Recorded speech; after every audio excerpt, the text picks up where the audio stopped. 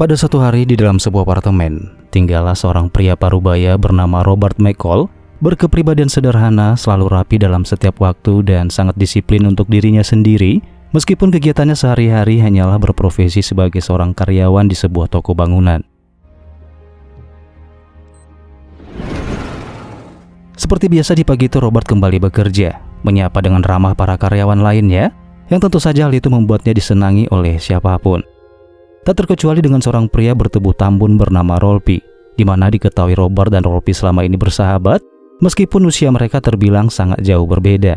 Namun walau bagaimanapun juga, Robert sudah menganggap Rolfi seperti putranya sendiri. Di hari itu Rolfi bercerita bahwa dia sedang melakukan diet yang cukup ketat, di mana syarat untuk mengikuti tes sebagai security dengan postur yang ideal membuatnya harus mati-matian menjaga pola makan untuk melewati serangkaian tes nantinya.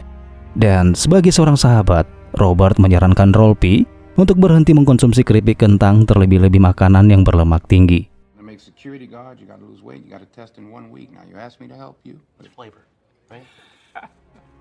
Malam harinya di apartemen, Robert yang diketahui mempunyai gangguan sulit untuk tidur atau insomnia, membuatnya mencoba untuk membaca buku, di mana hal itu ia lakukan untuk merangsang rasa kantuknya.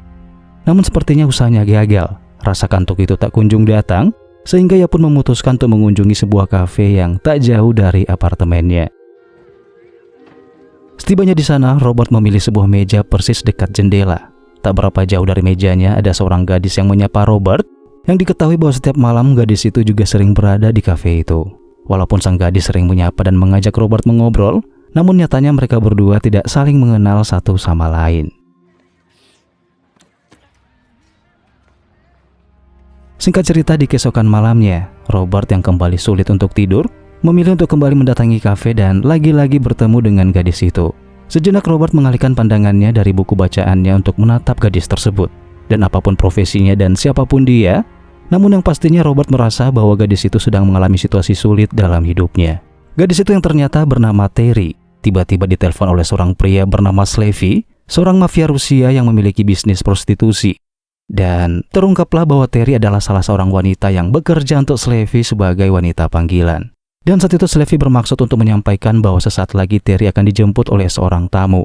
Namun malam itu Terry menolak karena beberapa alasan, dengan meminta Slavy untuk mencari wanita lain untuk menggantikan tugasnya malam itu.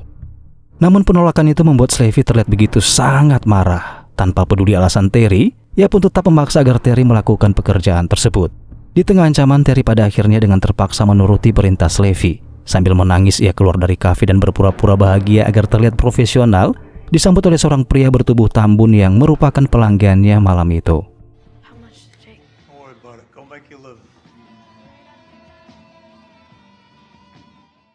Di keesokan harinya setelah pulang kerja, Robert menemani Rolfi latihan untuk menurunkan berat badannya, berupaya agar Rolfi bisa lolos seleksi menjadi security.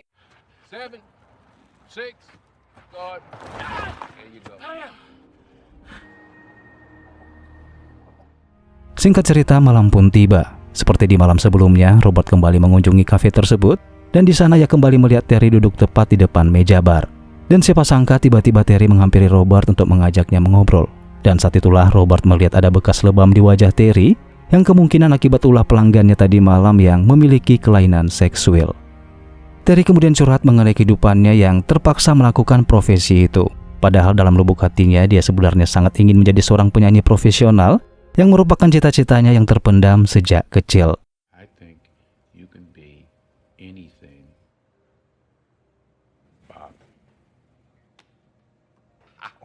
Beranjak dari kafe, mereka pun memutuskan untuk pulang sambil berjalan kaki dan melanjutkan obrolan. Dan saat akan berpamitan, tiba-tiba muncul sebuah mobil dari arah belakang, yang ternyata itu adalah Slavy. Saat itu juga Terry pun ditampar dan diperlakukan dengan sangat kasar, di mana diketahui Terry tadi malam telah mengecewakan pelanggannya, dan hal itu membuat Slavy pun kehilangan pendapatan. Melihat kejadian itu, Robert hanya bisa terdiam tanpa bisa berbuat apa-apa, walaupun dia sebenarnya mulai curiga kalau ada sesuatu yang tidak sehat di balik pekerjaan yang sedang digeluti oleh Terry itu. Sebelum pergi membawa Terry, Slavy menghampiri Robert dan memberikan kartu namanya, mengira jika suatu saat Robert membutuhkan seorang wanita, maka Robert bisa menghubunginya melalui nomor telepon pada kartu nama itu.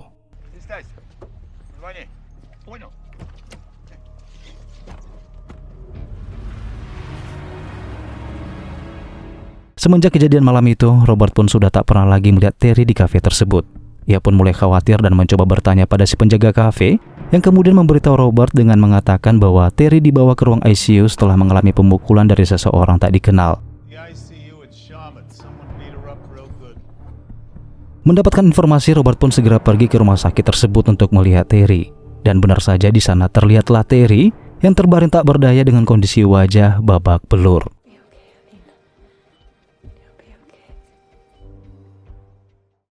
Teman satu profesinya pun akhirnya menceritakan semuanya bahwa Terry dipukuli habis-habisan oleh bos mereka sendiri, yaitu Slavy, karena Terry dianggap tidak mengikuti aturan sebagai wanita penghibur.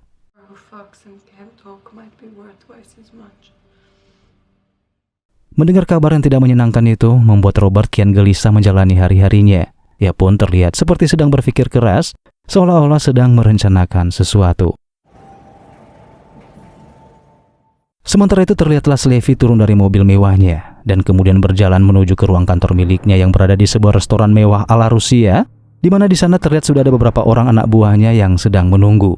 Tak lama kemudian terdengar ketukan pintu dan seorang pria pun masuk ke dalam ruangan tersebut. Sontak hal itu membuat Slavy dan anak buahnya pun kaget ketika mengetahui bahwa pria tersebut adalah Robert yang sebelumnya sempat ia lihat bersama Terry di malam itu.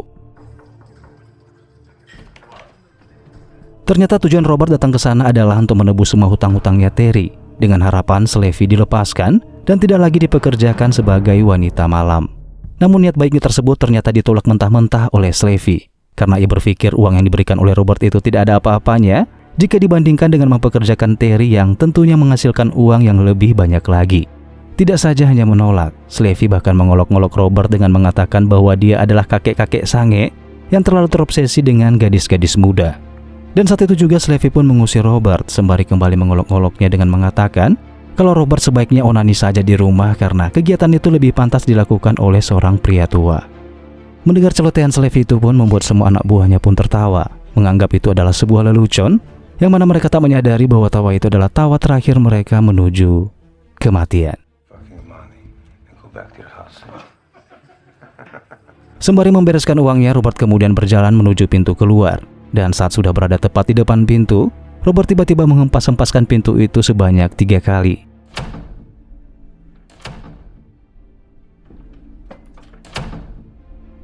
Kemudian mengunci pintunya, berbalik badan menghadap semua orang, dan kemudian inilah yang terjadi.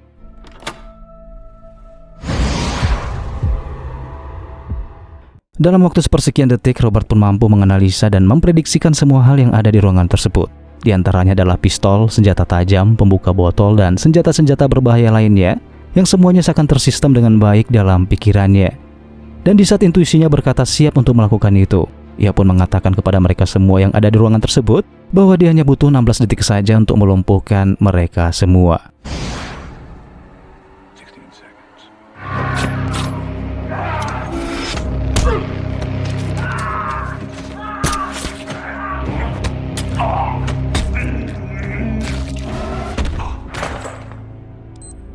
Saat mengecek stopwatch, ternyata Robert gagal karena melewatkan beberapa detik sesuai hitungannya.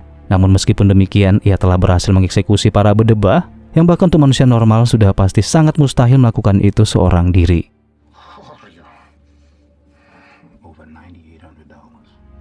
Di keesokan harinya, Robert pun melanjutkan aktivitasnya seperti biasa. Dan di sela-sela aktivitasnya tersebut, dia sempat melihat berita di TV yang memberitakan tentang pembantaian geng mafia, yaitu Slavy dan juga anak buahnya. Dan beruntung buat Robert di mana kasus itu diduga sementara oleh pihak kepolisian sebagai insiden perang kekuasaan antar geng.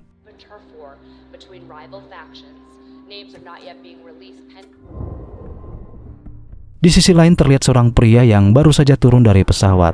Entah siapa dirinya dan entah apa profesinya, namun yang pastinya pria itu langsung turun dari pesawat dan menuju tempat kejadian pembunuhan Slavy dan kawan-kawan. Pria ini bernama Teddy. Dia adalah orang seruan Paskin, yang mana Paskin ini adalah bos mafia yang menjalankan bisnis di Amerika yang dipegang dan dipercayakan kepada Slavy. Sehingga saat dia tahu Slavy tewas, sudah pasti hal itu menjadi sebuah masalah besar bagi kelangsungan bisnisnya. Dan karena itulah Teddy dikirim untuk menyelidiki dan membereskan masalah tersebut. Teddy sendiri adalah seorang mantan anggota pasukan elit yang terlatih. Sehingga saat dia menelusuri lokasi TKP, dia pun dengan cepat tahu bahwa orang yang melakukan ini bukanlah orang yang sembarangan.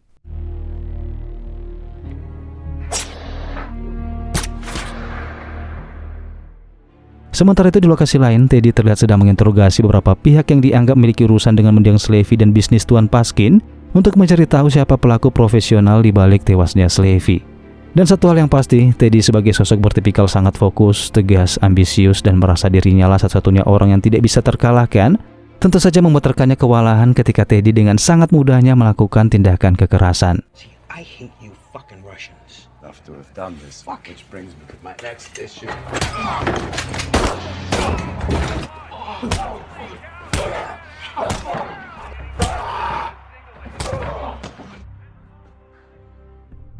Setelah menginterogasi beberapa orang yang memiliki hubungan bisnis langsung dengan Paskin namun tidak membuahkan hasil, akhirnya Teddy menemukan secerca harapan saat menemui temannya Terry yang bernama Mandy. Yang diketahui malam sebelum Slevy tewas, Mandy sempat mengobrol dengan Robert.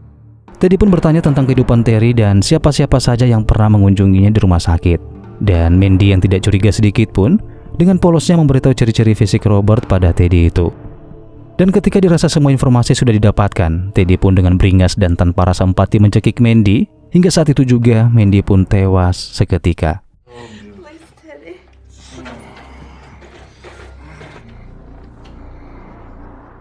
Beranjak dari sana, Teddy kemudian mengecek rekaman CCTV dan menyampaikan informasi yang telah didapatkannya kepada para rekan-rekan polisi korup di Amerika tersebut, sehingga mereka mendapatkan pelakunya kemungkinan adalah Robert. Sementara itu Robert sendiri yang sedang berada di tempat kerjanya, lagi-lagi terpaksa melakukan tindakan heroik dengan kekerasan ketika seorang pria yang diduga perampok tiba-tiba menodong seorang kasir yang tak lain adalah rekan kerja Robert itu sendiri. Melihat hal itu, Robert pun tanpa mempersulit keadaan, ia pun dengan segera memberikan uang tersebut dengan senyuman. Namun ketika pria itu meminta cincin kawin milik rekannya tersebut, Robert pun kembali membuat hipotesis prediksi di pikirannya, namun aksinya harus gagal ketika Robert melihat anak-anak dari seorang pengunjung masuk ke dalam toko.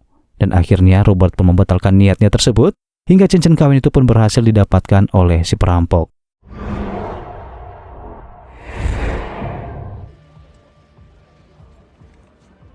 Namun siapa sangka, aksi Robert yang terlihat dengan sengaja membiarkan si perampok lolos, ternyata diam-diam Robert menghafal nomor plat mobil milik si perampok. Dia kemudian pergi ke rak alat-alat perkakas dan mengambil sebuah palu berukuran besar.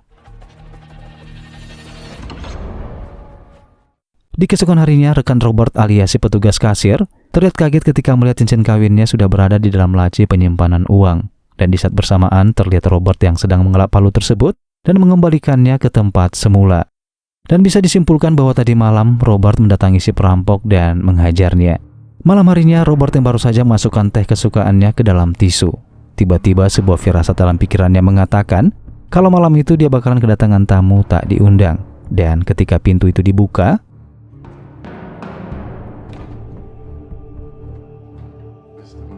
dan ternyata itu adalah Teddy. Dia berhasil mendapatkan alamat Robert untuk kemudian datang ke sana menyamar sebagai seorang detektif yang mempertanyakan keberadaan Robert di restoran Rusia di malam kejadian sebelum tewasnya Slevy. Dengan santai, Robert pun menjawab semua pertanyaan demi pertanyaan, bahkan tanpa terlihat rasa panik sedikit pun. Sehingga semua jawaban atau alibinya terlihat dan terdengar natural dan sangat-sangat meyakinkan.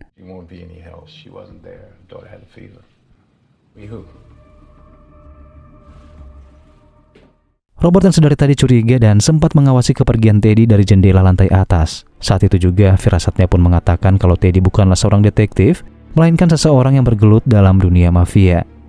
Sadar bahaya sedang mengintainya, membuat Robert pun memutuskan untuk tidak tinggal di apartemennya sementara waktu.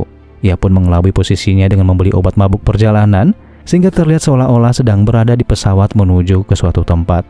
Sementara itu Teddy yang semakin yakin bahwa Robert telah pelakunya. Ia pun memutuskan untuk menangkap Robert dalam keadaan hidup-hidup dan dipastikan tanpa ketahuan kamera pengawas CCTV dan juga tanpa adanya saksi.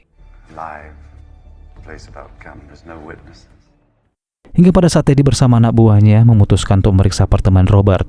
Di sana mereka justru hanya menemukan kemasan obat anti mabuk perjalanan dan sobekan tiket nonton bola di luar negeri. Namun Teddy yang memiliki firasat dan intuisi kuat jika itu hanyalah sebuah trik yang digunakan Robert untuk mengelabuinya. Tanpa mundur selangkah pun ia bersama anak buahnya tetap mencari keberadaan Robert hingga ke segala penjuru.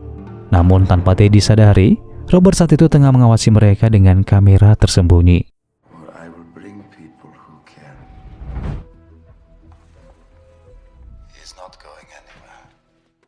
Hingga di malam harinya, Robert kembali mengunjungi kafe seperti di malam biasanya, membaca buku, dan juga masih di meja yang sama. Tak lama masuklah seorang pria berperawakan kekar, berpenampilan layaknya seorang petugas teknisi listrik, yang di saat Robert melihatnya, ia pun tahu bahwa pria itu adalah anak buahnya Teddy. Karena melihat telapak tangannya yang bersih seperti itu, sudah pasti sangat jarang dimiliki oleh seorang petugas teknisi listrik yang pada umumnya memiliki tangan yang cukup kasar. Saat pria itu menghampiri Robert kembali melakukan hipotesis prediksi dan kemudian melumpuhkannya, tepat di saat sebuah truk kontainer melintas dan berhenti tepat di depan kafe itu.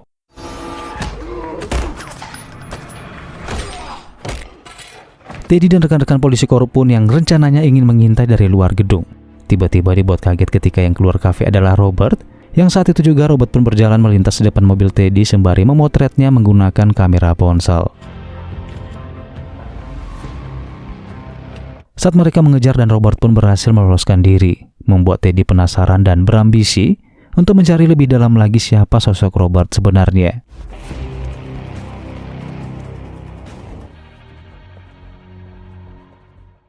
Di keesokan harinya, Robert yang menyadari masalah ini semakin rumit, ia pun memutuskan untuk pergi ke tempat sahabat lamanya.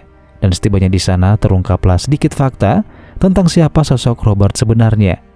Diketahui memiliki masa lalu sebagai seorang agen rahasia yang sudah pensiun dan memilih memalsukan identitasnya termasuk nama samaran sebagai Robert. Di tengah obrolan, Robert pun menyampaikan maksud dan tujuannya datang ke sana. Ia meminta bantuan sahabatnya tersebut untuk mencari data-data informasi tentang Paskin. Dan tanpa mendapatkan kesulitan, Robert pun akhirnya mendapatkan semua informasi yang dibutuhkan.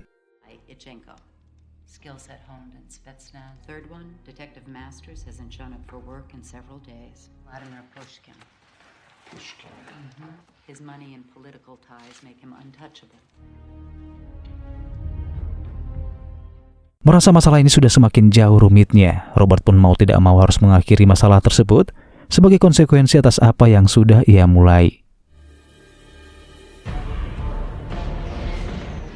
Aksi Robert pun dimulai dengan menetapkan target utamanya, yaitu salah seorang polisi korup yang merupakan rekan sekaligus tangan kanannya Teddy. Robert mengendap-endap masuk ke kediamannya, memukul hingga membuatnya babak belur sembari memaksanya untuk memberitahu tentang seluk-beluk bisnis Paskin. Tak hanya sampai di situ saja, si polisi korup pun yang berada di tengah ancaman, saat itu juga ia pun tak menolak ketika Robert menyuruhnya untuk membawanya masuk ke dalam penyimpanan uang haram milik Paskin. Di sana Robert dengan tenang masuk ke dalam, bahkan tanpa rasa takut sedikit pun, ia berhasil merebut pistol dari todongan salah seorang anak buah kepercayaan Paskin yang tengah berjaga. What the fuck you give a fuck, Andre, huh? Reminds you gotta get all your shit out of here. You gotta truck it all the fuck out.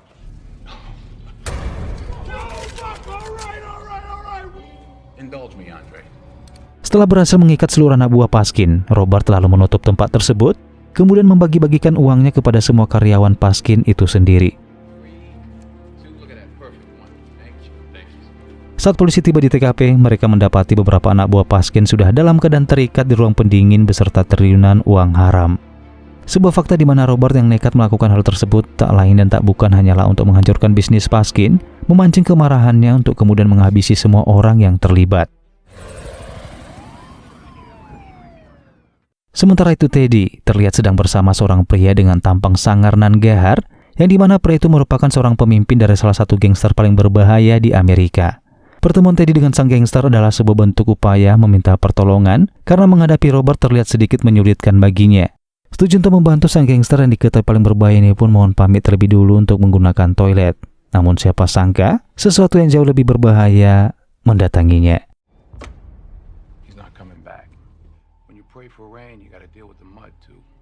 Teddy yang melihat hal itu pun mencoba untuk tidak terkejut dan berusaha tetap tenang, santai, rileks, dan tetap cool. Hingga terjadilah percakapan yang intinya Robert memberikan pilihan pada Teddy untuk mengakhiri masalah itu.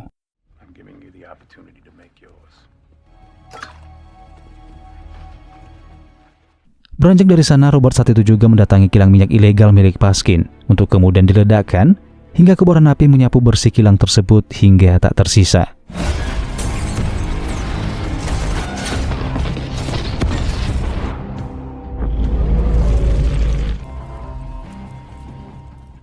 Teddy sendiri terlihat sedang sibuk melakukan persiapan bersama para gangster. Hingga tak berapa lama ia pun mendapatkan telepon dari Paskin, meminta Teddy untuk segera mengatasi masalah dan kekacauan tersebut. Jika tidak, nyawa Robert akan diganti dengan nyawa Teddy sendiri sebagai konsekuensi yang akan ia dapatkan. Mendapatkan ancaman dari Paskin, pada akhirnya muncullah sebuah ide di benak Teddy untuk menculik rekan-rekan kerja Robert dan menjadikan mereka sebagai sandera dan meminta Robert untuk datang dan menukarkan nyawanya demi rekan-rekan kerjanya itu. Namun saat waktunya tiba, betapa terkejutnya mereka saat bermaksud untuk menjebak Robert, karena merekalah yang justru dibuat panik ketika Robert menjebak balik mereka. Mereka yang berada di lokasi tempat kerja Robert pun dibuat kaget ketika lantunan suara musik terdengar cukup keras yang diketahui berasal dari ruangan kantor pengawas. Ketika salah seorang mafia memaksa Rolfi untuk menunjukkan ruangan tersebut, Robert tiba-tiba muncul dan langsung menghantam dan mematahkan leher mafia itu.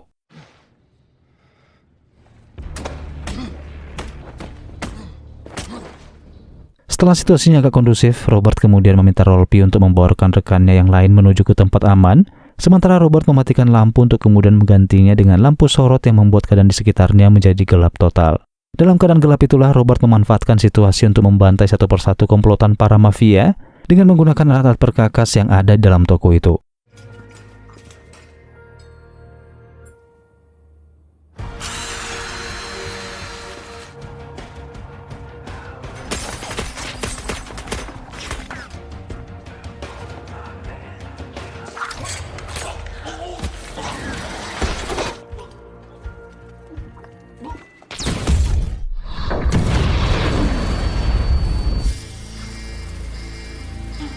Semuanya pun tewas dan hanya menyisakan Teddy seorang diri.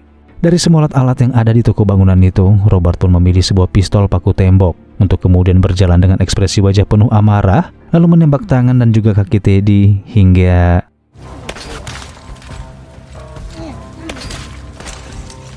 dalam keadaan menahan rasa sakit. Teddy pun mencoba bertahan hanya untuk mengobati rasa penasarannya dengan berteriak mengatakan siapakah Robert sebenarnya. Namun tanpa menjawab sepatah kata pun, Robert melepaskan tembakannya tepat di kerongkongan Teddy, hingga saat itu juga Teddy pun dinyatakan tewas seketika.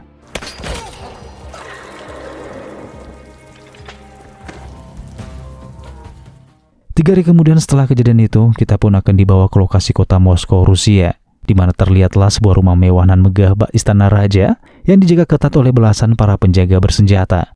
Namun tak peduli dengan siapa pemilik rumah dan juga para penjaganya, Robert ternyata tidaklah main-main dengan tekadnya untuk menghabisi seluruh bisnis kotor Paskin karena menganggap bahwa Paskinlah akar permasalahan yang harus segera dilenyapkan dari muka bumi.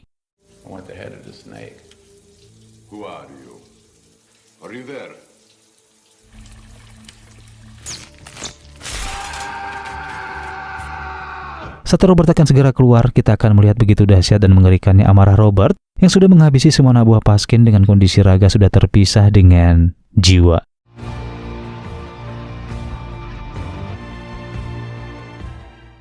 Setelah kejadian tersebut, Robert kembali bertemu dengan Terry yang sudah kembali pulih dari komanya. Dan saat itulah Terry mulai menatap masa depan yang lebih baik, menjauhkan diri dari pekerjaan sebagai wanita malam dan memutuskan untuk menjadi penyanyi di sebuah klub karaoke pada malam hari.